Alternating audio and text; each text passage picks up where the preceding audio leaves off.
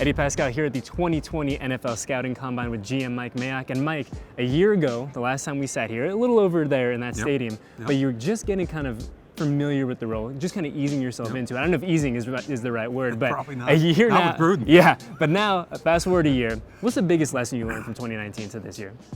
It probably has to do with managing people, because if you look at what I did for the last 18 years at the NFL Network, I was a lone wolf. I was only responsible for my own work. Show up at the combine, know 337 players, spit it out on television, go home and get ready for the draft.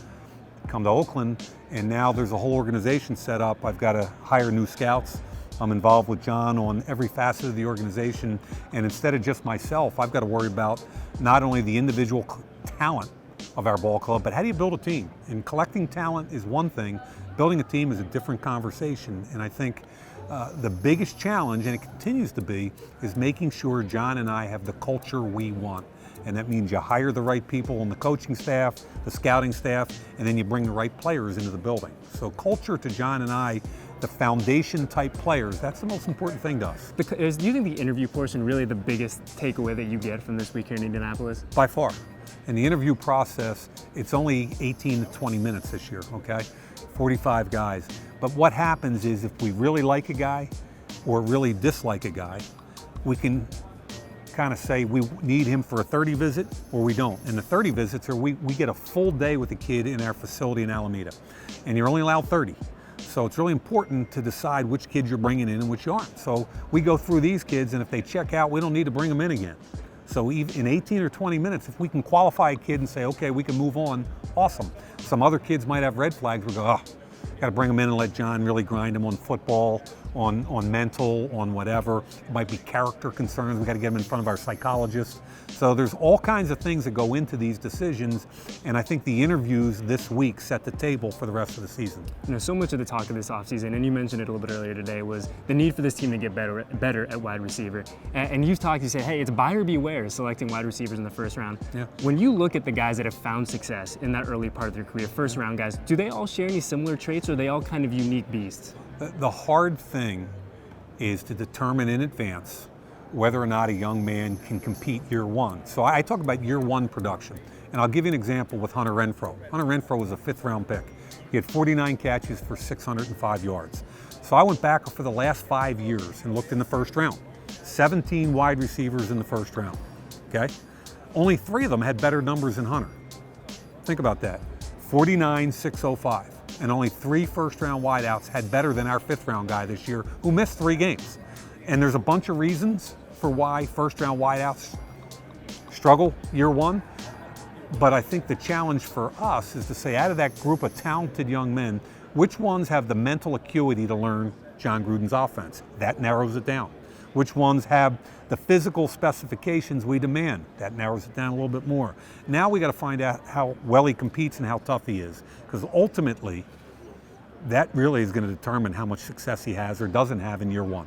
You know, we were standing here a year ago, and you said that the mission going into the whole offseason, the draft process, was finding foundational guys. Yeah. Does that remain the goal in year two? Obviously an improvement on the field in 2019, but is that still the goal for you and Coach coming into this week in Indy, is finding foundational players to build to this roster? Hell yeah. I mean, that's the bottom line. And we talk about building a foundation that starts where we're going to be and continues it forever. And John and I are on the same page. We talk about it free agency, we talk about the draft. What kind of people do we want in our building? Now, John's always going to be the type of guy that he can be a little more edgy. Like, I want that guy. Why can't we absorb that guy? Why can't we help him? And I'm a little bit more conservative, and I think it works out well because the two of us sit in the room and we close the door and we come to a decision that we believe is the best one for the Raiders. Are you more comfortable having those candid conversations, those debates with Coach than you were a year ago? I think I was pretty comfortable a year ago. I knew John for a lot of years. I'd never worked with him, but I knew John. So I don't think being candid is one of my problems. I mean, sometimes I'm a little too blunt, but John and I, we have a respectful relationship where we can close the door, we can get into it, but at the end of the day, it's what's best for the Raiders. You know, looking at the current state of these 2020 Raiders, Josh Jacobs a tremendous rookie year.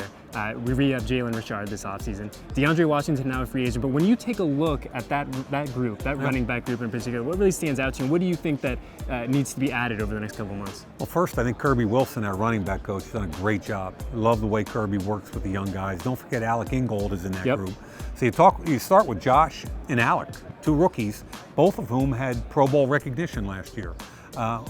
We think that Jalen Richard might be the best third down pass protection running back in football. We needed to sign him back. We have. So what do we need in that room right now? Probably some depth. Who can share some carries with Josh? Who can take some of that load off him so perhaps he can develop more as a pass receiver?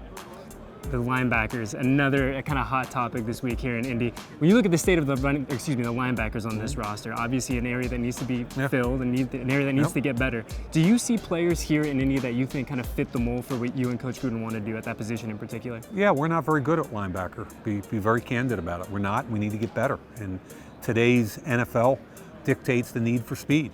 And when you're playing against Kansas City, that gets exaggerated to another level. So, you know, there's no secret on defense in general, not just at line. We need to get younger, more athletic, and we need to play in a different fashion, and I think we will. You know, you said there's obviously room for improvement at linebacker, but one group across the board that really did play well in 2019, the offensive line. And you look at this offseason, re-up Richie Incognito, Denzel Good's going to be back in the mix. Rodney Hudson's not going anywhere. When you look at those big fellas up front, you have to be very pleased that group's going to stay together going forward. I think they're, you know, we can talk about quarterback. That's the sexiest position in all of sports. But I think the foundation for your team starts with the offensive line. And I'm happy we've invested dollars, we've invested draft picks, and I think we'll always continue to do so. Well, 2020 is going to be an exciting year for this organization, this franchise. Thank you for spending some time with us, and we'll catch you later in the week. Thanks, Eddie.